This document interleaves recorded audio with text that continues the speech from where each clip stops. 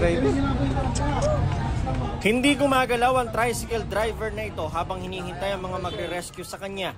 Nakaipit kasi ang kanyang ulo sa nayuping bubong ng kanyang tricycle at sa truck na bumangga sa kanya mag-aalas 9 ng umaga kanina sa Teresa Rizal. Makikitang nadikdik ang tricycle ng truck sa isang establishmento. Ilang sasakyan pang nadamay sa aksidente. Ayon sa Teresa Police, galing Antipolo ang truck at may dalang mga sako ng feeds. Nawalan daw ito ng preno habang nasa pakurbang bahagi sa lugar. Sa spot report ng Teresa Police, 2 kotse, 1 truck at 2 tricycle ang nadamay sa aksidente. 3 nasugatan sa aksidente na dinala na sa ospital. Kabilang dyan ang anak ni Adelaida Escribano na pasahero ng isa sa mga tricycle.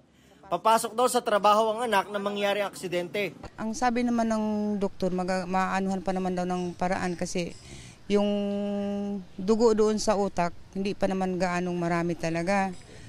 Ang iniinda kasi ng anak ko, yung ulo at saka yung paghihilo niya at saka yung dito sa balakang. Hindi siya makaupo ng matagal eh. Hawak ng Teresa Police ang driver ng truck. Nangako may-ari ng truck na tutulungan nila ang mga biktima. Hindi naman namin tatalikuran yung responsibilidad namin.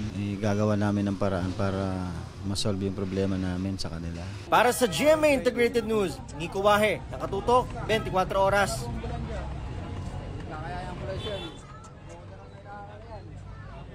Mga kapuso, patuloy na tumutok sa mga balita. Mag-subscribe sa GMA Integrated News sa YouTube.